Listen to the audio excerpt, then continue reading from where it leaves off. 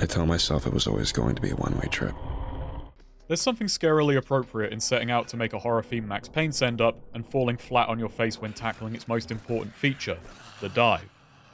Shoot dodging is inherently cool, but players tend to prioritize optimization even if it's to the detriment of fun. Max Payne's high lethality gameplay, gun-toting enemies, and difficult-to-approach encounters enforce shoot dodging. It's at once an offensive and defensive tool where you're gambling on everyone else being dead before you hit the ground, or else you're in a lot of trouble.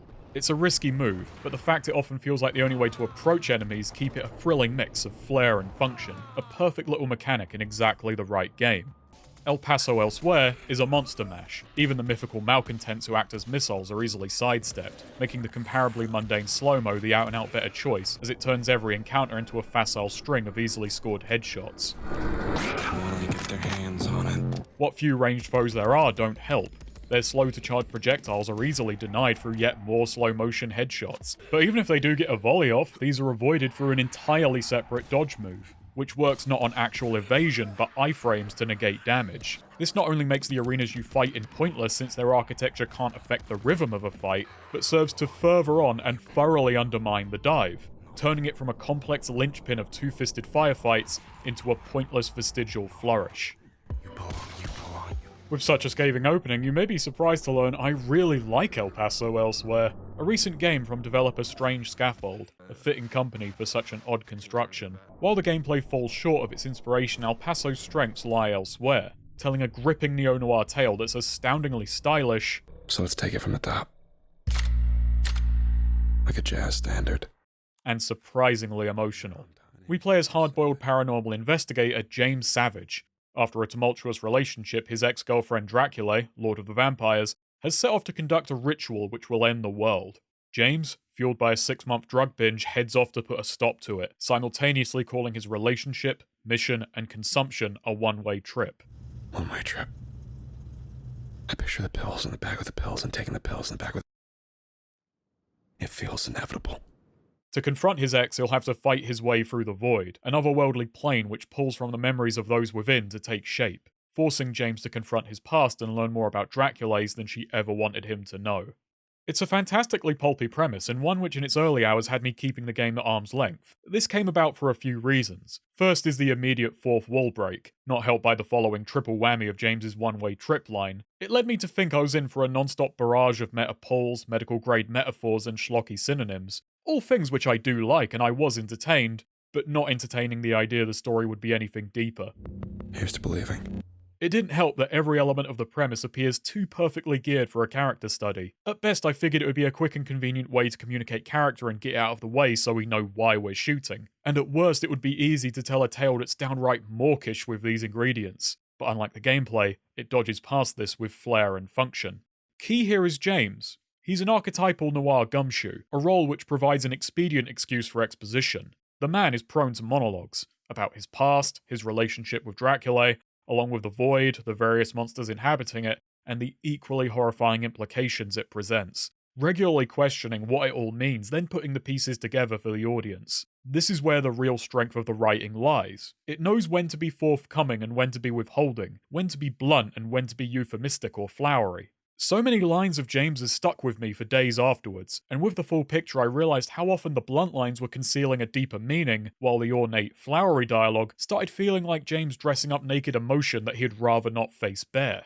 He's a deeply layered puzzle box of a character, and his speeches never felt flat or for their own sake. He's entertaining, witty, and deeply troubled, and it never comes across as sophomoric, and Zalavia Nelson's vocal performance manages a perfect noir cadence while adding so many of these extra emotions and dimensions to the character. I don't have to wake up tomorrow and wonder if I'm going to do the right thing again. James Savage, drug addict, gets to die good. What a mercy. The Void, while far from devoid of value, is nowhere near as dynamic, serving more as motivation for the monologues and an underutilized vehicle for play. The structure level to level hardly changes. James arrives at another floor and has to navigate a mazy environment on his way to the next exit to progress. Occasionally you'll be tasked with finding hostages and solving mindless key puzzles along the way. This simplicity keeps the emphasis on the shooting, which while punchy, with decent kinetics and sound effects, is far from engaging, varied, or deep enough for that spotlight. Things began promising in an odd way. Early on, there's so little ammo, I figured that even with constant slow motion headshots, I was meant to be leaving encounters with only a handful of bullets in reserve. This, coupled with melee attacks being tied to a finite resource, led me to believe that El Paso was staking its tension on resource management. An awkward pairing for the core gameplay, but it was also a form of good stress that kept me on my toes. It made me feel like I wasn't cheesing encounters with slow motion headshots, and the dive would be a rare but meaningful move. However, as the rather dry weapon pool expands, the risk of running dry disappears along with it, and the gameplay settles into a dull and repetitive rhythm. It doesn't help that the pace of new weapons and enemies doesn't grow in any sort of call and response. Enemies rarely added new and interesting complications, and weapons never felt like they offered satisfying novel solutions. Just that ammo management was becoming less and less of a factor. There's just one foe I found at all engaging. The puppeteer flees from the player while dropping homing dolls in his wake. This forces you to figuratively swim upstream to catch him. It's a downright ingenious enemy, turning the player into a puppet on its strings. It occasionally made me sprint headlong into ambushes, and it energized each encounter in which it appeared. This is helped by James's own utter fury at the puppeteer, which worked in making me similarly spiteful whenever one turned up. Why the fuck are you here? Odd as it may sound, my favourite aspect of the Void was that most stages don't have a ceiling. This not only lets you see the beacons of light hostages give off, but when lost I could clamber on top of objects to get a look at my surroundings. Because the Void is framed as a hostile trickster dimension, something as simple as peeking over the walls has a mischievous pleasure to it. It's like I'm getting one over on the place and cheekily using its own rules against it. This made later stages which added ceilings genuinely disorienting and claustrophobic. It's an impressive sleight of hand to make something I take for granted in any other game feel limiting, and as if the Void was responding to mine James's presence. But this is about the only way I'd say the Void raises the roof. Its tricks are as limited as its tile sets, which it quickly introduces and then shuffles between, with very little tactical or tactile differences between them. El Paso's greatest weakness is in its pacing. This is a 6-hour game that could have been 4 with very little lost, and a part of me can't help but wonder if this was intentional. James ponders early on that the Void may not be allowed to outright stop him, but it can slow his descent. And this is alongside a set of secondary antagonists who further complicate matters. I've been awake for 13 days. At times I found myself wondering if El Paso was trying to communicate James's fatigue to the player through its overabundance of levels. It's odd to propose that they're making the gameplay take a dive for the story, especially when, as we know, El Paso doesn't understand diving, but that is honestly how it felt. My brain says I've been here 2 weeks, but my body is playing the same steady message.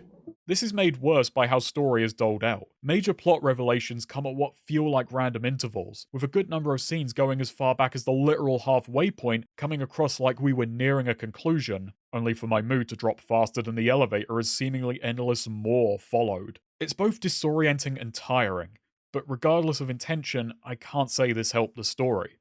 One thing which kept me awake was the music, with several stages along the way featuring vocal tracks. These were always a delight when they popped up, and in this case their rarity and unpredictable appearances kept them a welcome surprise.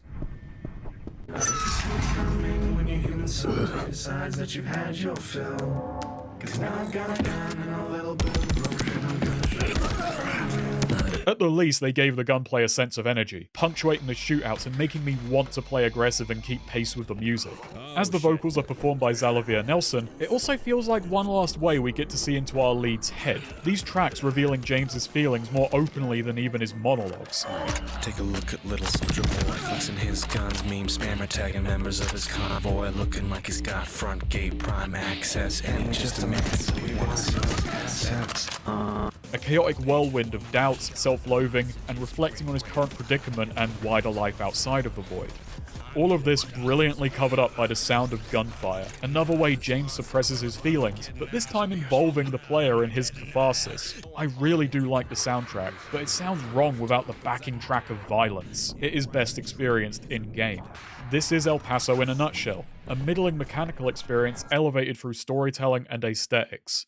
Its ending, then, is a perfect capstone for the entire experience. As James pushes deeper into the Void, we learn more and more about his time with Draculae. Their relationship turned abusive, and while we only have access to his lens, it does manage to keep the both of them sympathetic while not shying away from the subject matter and wrongs committed. James started his descent essentially forcing himself into it, but as he commits, he starts realizing something. Why do I feel so fucking good?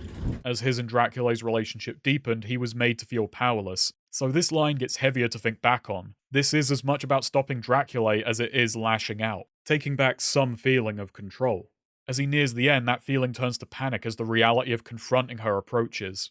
Dracula is a complicated monster, a moniker the game itself wrestles with. Born a human and turned in life, her vampirism compels her to violence. It's an urge she herself was at some point ashamed of. James came into her life at a time when she was fighting hard to suppress it, and it took a lot of trust for her to reveal what she was. James provided love and comfort, which she did seem to genuinely reciprocate, but this allowed her to fall back into old habits without even realizing how much wrong she was doing, terrifying James and making him worried that he would face her wrath if he was perceived to be stepping out of line.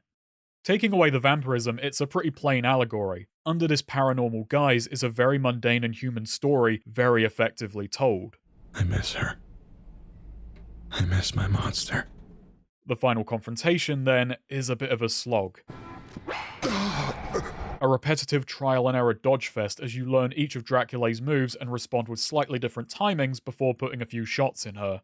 It's everything tedious about the game, as flawed as Dracula, but with none of the mystique. We then get one of two endings. If James saved more hostages than he killed, Dracula will offer up her soul blood. This will save James from his mortal wounds at the cost of turning him into a vampire. He's given the opportunity to live, but will come to face the same urges Dracula did. That's how I win. Dracula frames this herself as a cruel action, as her denying James victory over her. But I wonder if there was in this gesture one last hope that James will be able to fully understand her, that even underneath this bitterness was something in her that wanted to save him. Dracula passes away condemning James, who chooses to live, deciding she wasn't a god, just someone who let cruelty get the better of her. She measured her impact in scars. And he himself can try and be better. Fuck it. If James killed the majority of hostages, Dracula instead breaks the vial, reading James's intention in stopping her not out of any better nature that she can corrupt, but denying her a chance to be special. The two die alongside each other, each of them laying out how they feel. You are a fucking poor excuse for a saint, James Savage. This is also a good ending. Well, that's what I like. Neither of them are truly good or bad endings. Both feel appropriate. While this is the implied worse ending, if only for James's needless cruelty along the way, it almost offers greater closure. An interesting quirk early on is that the tutorial only guides you towards a hostage. It doesn't outright say whether James ought to save or slaughter them, but placing the first around this tight bend feels like it's done to ensure a player will at least see a prompt to save them and latch onto that as their first instinct. The achievement for killing a measly 5 even frames it as an accident. From moment 1, the game is angled towards its better ending. When I first sat down to write this video, I went in with this in mind as a flaw, but on thinking about it, I'm not so certain. The game may be sharper than I was in that moment. I mean, on just a basic level, killing them is probably no one's first instinct, but my reasoning is as follows. We're never taught to kill hostages because it leaves this element of James up to the player. Is he here to save the world, or is this just about stopping Dracula and damn everything else? It expects the former, but leaves room for the latter. And this makes it so that for all of the game's darker imagery and pain, it treats the optimistic route as the one you'll naturally wind up on. That's why it doesn't feel sophomoric. It's a grim game but with hope at its core, that you will naturally gravitate towards being better. If you go down this grimmer road, however, the game doesn't wag its finger. It instead curveballs it back into something meaningful, something which supports the story's goals. It's an unbelievably deft way to do a bad ending. And I shouldn't be surprised. In an odd way, it almost feels like the same thing that makes El Paso's storytelling so captivating is what causes its gameplay to never get off the ground. El Paso's fantastical elements and surface-level pulpiness allow its sneakily human narrative to catch you off guard, making it that much more effective. Meanwhile, the high-octane inspiration and mind-bending setting write a check the gameplay can't cash. The Max Payne influence is all-encompassing, and Strange Scaffold clearly knew how to expertly reinterpret everything but the gameplay itself, leaving the act of shooting feeling more like it exists as a reminder of the tone, almost perfunctory, baggage that comes with telling the story it wants to tell. Max Payne with monsters isn't a bad mashup on paper, but El Paso isn't a graveyard smash. But if you want a deeply effective and stylish story and a few unusual locations, I can't recommend it enough. For all of its shortcomings, this was one of my favourite titles I put time into last year.